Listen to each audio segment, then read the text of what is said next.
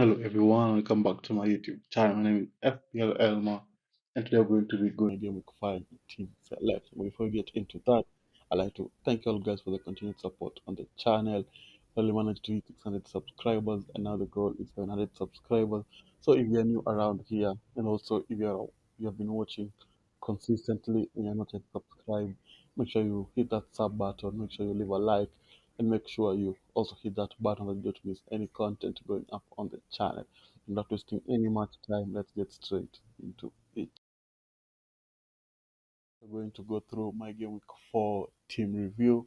Managed to score 46 points, which a bit disappointing. I'm sure many people had a disappointing game weeks, but at least I did not score 20 points. I think I was just above average, maybe just around the average mark. So we had Henderson in goal with 1 point. It's been very, very disappointing. And their next fixture is also a tough fixture. So I think he's going to be able to keep a clean sheet as well. So it's time to moving on. Then you had Pedro Porro, Trent, and Konza all blanking, no clean sheets, not taking returns, 2-1-1 respectively for all of them. Then you have the midfield, which is it was also disappointing. Salah, Jota, Rogers, and Minte all blanking, 2-1 and double two respectively. Smith Rowe was the only one who returned, who managed to score 7 points because he got an assist against West Ham. He could have had more, but the people in front of goal are not helping him out. So 7 points for him. Then we had Isaac who was subbed off at halftime with an apparent toe injury. So I don't know if he's in training or not. So managed to score 1 point. And then we had Haaland, of course, who I think almost had half the points of the team by himself. He scored 36 points. He was the captain. Just have to have him in your team. And yeah. Then you had Iverson on the bench, 0 points. Then you had Chris Wood, who didn't have a bad game, but it was against Liverpool, where Nottingham Forest won. He had some couple of chances here and there, but yeah, 2 points. Then you had Hall, who also played, because didn't keep a clean sheet, thankfully, so 2 points. And then Baco still enjoying the sunny weather in Sevilla. So that's the team for game week 4. 46 points of that for game week 5. You can be able to improve on that and be able to uh, get into the top 100k where we want to finish before the end of the season. Then for my transfers, you can see I'm going to be making a transfer this game week for game week 5. So yeah, that's why the transfer counter has gone up. So now let's look at what the transfer is going to be. So now let's look at the transfer thoughts, what I'm thinking of doing for game week 5. I'm thinking of moving from Isaac to Vardy because I think I'm going to be wild carding in game week 6 or 7.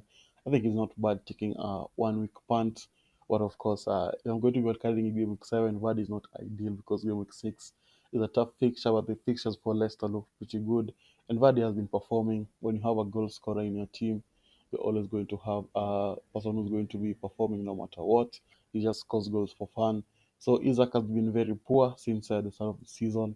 I think he's only scored 1 goal and had 2 assists, which is not good enough. He was subbed off early in the last fixture. Don't know if he's going to be fit for the Fulham game. They still have Man City in game week 6.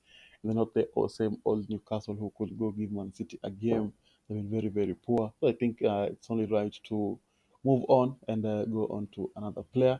And I think the player I'm going to be going for is Vardy, but also Calvert Lewin is crossing my mind. Although Everton have been very, very poor, the fixtures also look pretty good. They're playing Leicester in game week 5, and I don't know if they're playing game week 6, but I think it's also a relatively easy fixture on paper.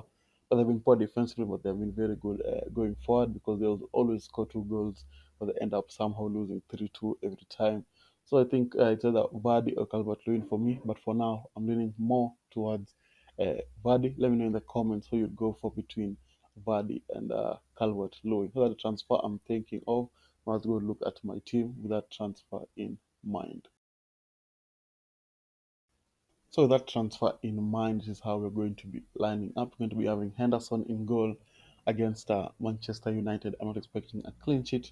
Maybe some save points here and there because United tend to have a lot of shots from range and it could lead up to a lot of save points. So that's what I've gone for.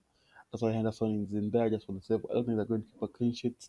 They just put 7 goals past Barnsley, and so Palace couldn't even keep a clean sheet against QPR. So it's going to be interesting. But I think United are going to score. So just save points for Dean Henderson in there.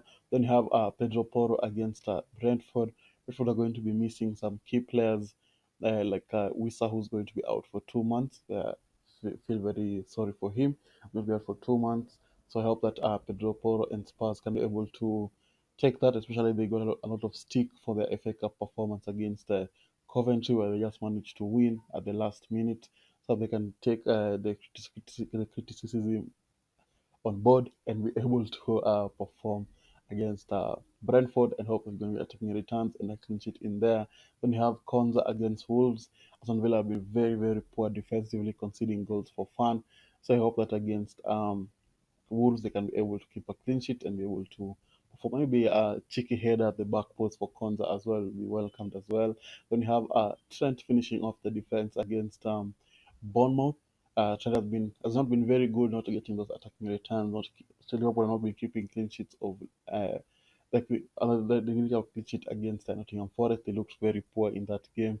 But they looked good against AC Milan. So I hope that against Bournemouth they can be able to move that momentum and Trent can be able to get some attacking returns as well. So that's the defense. Now let's look at the midfield. So this is how the midfield is going to be looking like. We're going to be having Jota and Salah in there against Bournemouth. Jota, I don't think he played against AC Milan, or I'm not so sure if he played or not. I can't remember. But Salah did play. He blanked. He hit the post twice, which was unfortunate. He should have scored in that game. So yeah, so I'm sure against Bournemouth he's going to maybe have some a similar impact, but this time the ball is going to end up in the back of the net. Then we had Jota was not been looking pretty good. Luis Diaz has stolen the limelight of him of late. So I hope that Jota can be able to bounce back. But I think it's also time to move Jota on and just have Salah as the only Liverpool asset. So that's why I'm really, really considering going for Game Week 6 wild card. And also my midfield looks pretty poor. No attacking threat whatsoever. Yeah. Then we have Minte against Nottingham Forest. I think this is the last good fixture that Brighton have before they go into that tough fixture run. But they've been playing really, really well. Mint has not had any attacking return of late, so that's been pretty disappointing. I went with him for the 2 week punt, but he did not perform against Ipswich, where they managed to end nil-nil, which was pretty surprising considering the number of chances they had. But in a nil-nil, Mint did not perform. So yeah, then we had Smith Rowe, who has been really, really well since we went moved on to Fulham, picking up yet another assist against West Ham. Newcastle not going to be an easy fixture, but Newcastle tend to concede a lot of goals. So I'd hope that Smith Rowe can be able to come out with the lead to the cheeky assist because he's on set pieces as well, or maybe from assist to Raul Jimenez in there, who looks like he's going to be playing up top because Muniz has been performing really, really, really poorly. So yeah, that's something to consider, and I hope that Smith Rowe is going to be able to perform. So that's the midfield. I'm not confident with the midfield, especially Minte and Jota, but I hope that he'll be able to perform. And yeah, now let's look at what the forwards have in store for us. So now let's look at the forwards. We're going to be having Vardy in there against Everton. As I've said before, I'm not so sure whether I'm going to go for Vardy or Calvert-Lewin, but towards, I'm leaning towards Vardy at the moment. And so I'm going to be going for Vardy against Everton. Everton have been conceding goals for fun. They've conceded in each of their games. I think they lost in the FA Cup as well. So yeah, it's not been going well for them. They must be low in confidence. And then Leicester being at home and Vardy loves playing at home. I'm sure that he's going to able to perform. Just hope he's going to perform, and I'm sure he's going. I hope he's going to be able to score a goal or two as well. Then you have Chris Wood against Brighton. Brighton have not been looking good defensively, a little bit shaky. But they did keep a clean sheet against Ipswich, which I think many teams are going to do so. So they didn't look pretty good, and I hope that Chris Wood can be able to capitalize on that. As Nottingham Forest carried their momentum from the Liverpool win and be able to perform against Brighton as well. Then you have Haaland finishing off the team against Arsenal. Arsenal are pretty defensively, and it's going to be a tough fixture. He just had a blank against Inter Milan, who are also very good defensively. So I think it's going to be a tough fixture. That's why the captaincy is going to be on Mohamed Salah for this fixture, for the fixture against Bournemouth. And I hope that Haaland is not going to punish me as he's punished many of the people who have doubted him. So for now, I'm going to be captaining Salah, and for the bench, I have Everson. Rogers is going to be on the bench. He's been performing really poorly. He's been looking good, but has not been getting any attacking returns, which is essential in FPL. But maybe this time, the time is going to punish me and be able to perform. Then you have Lewis Hall, who plays one day, the next day he doesn't play, so he's going to be on the bench. And as I said, with Barco, he's out enjoying the sunny weather in Sevilla. So that's the team for Game Week 5. Let me know in the comments how your teams are looking like and whether you'll still go for Vardy or you go for Calvert-Lewin. And with that, I'd like to thank you all guys for watching. If you managed to reach this far, don't forget to leave a like and subscribe, and I'll see you all guys later. Bye bye.